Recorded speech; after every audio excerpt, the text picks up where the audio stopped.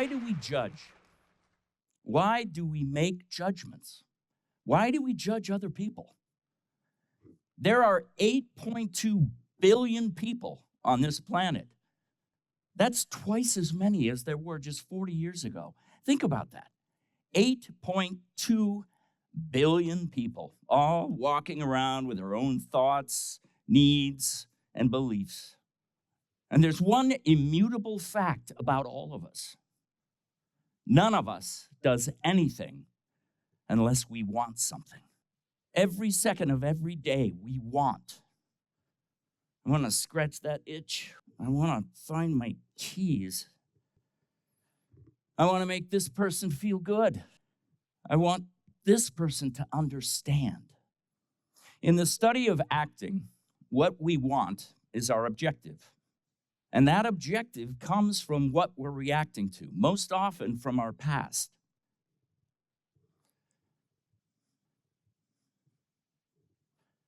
Everything we want comes from that past.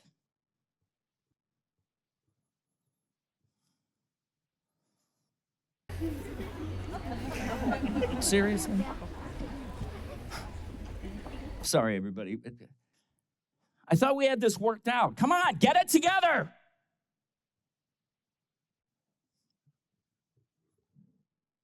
How many of you judged me just now? Be honest, most of you did. Maybe just, ooh, he's being dramatic. Or, well, somebody missed rehearsal. Or, oof, awkward. And that's okay. That's the point. Judgment is automatic. We all do it. Oh, by the way, there's no PowerPoint presentation, so I'm sorry if you wanted one of those. So, if everything comes from what we want, it's all driven by desire, why do we want to judge others? Because it makes us feel better about ourselves. Labeling someone as an other gives us separation. We think, I'm not like them. I don't act like that. Judging gives us temporary relief. It lets us justify our own behavior. And that's something we all do constantly. Think about this. Before we're born, we're in this safe, warm, dark, quiet place. And then suddenly, bright lights, wet, cold, strange hands, oh, loud voices. What do? We cry because we want that discomfort to go away. That's our first objective.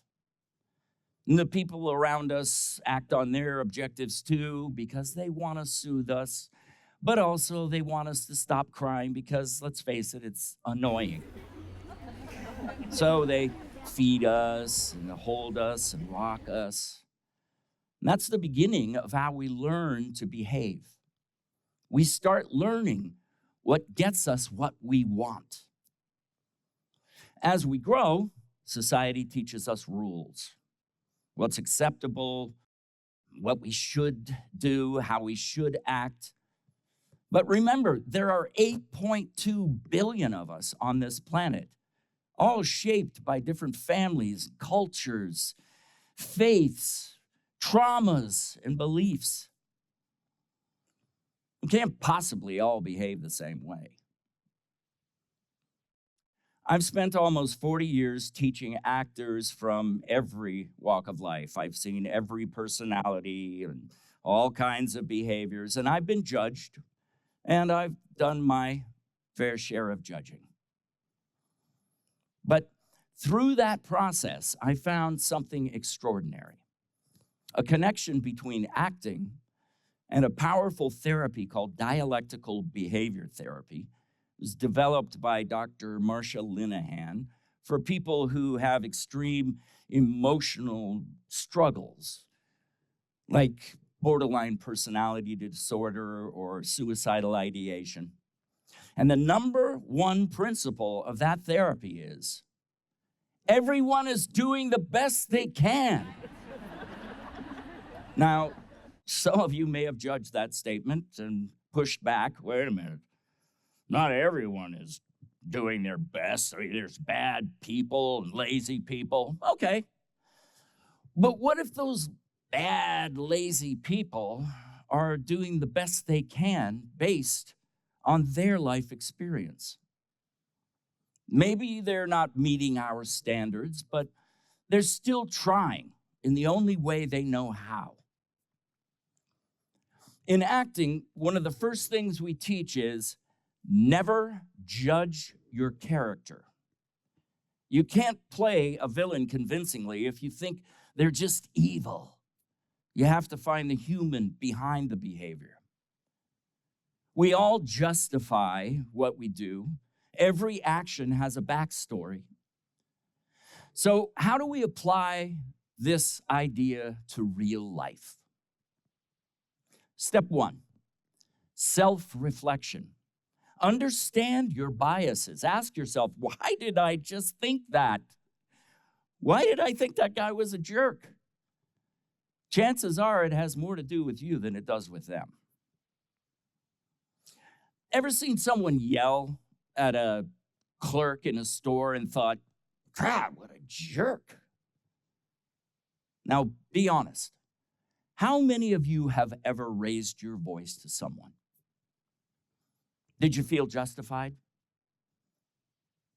Were you having a bad day? Were you tired? Were you grieving, overwhelmed? Well, maybe so was that jerk. Step two, curiosity. Replace judgment with questions. Instead of saying, what's wrong with them? Think, I wonder why they're acting this way. What might have happened to them?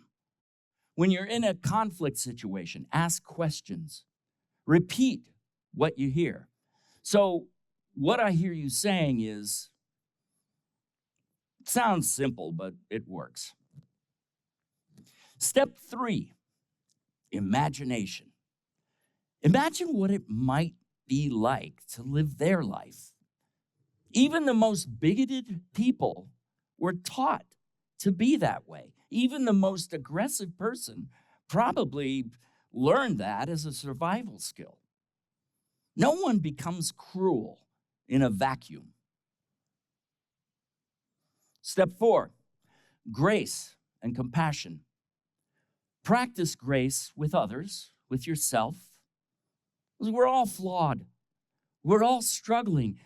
And at the core of it all, we all just want to feel safe, to be heard, to be okay.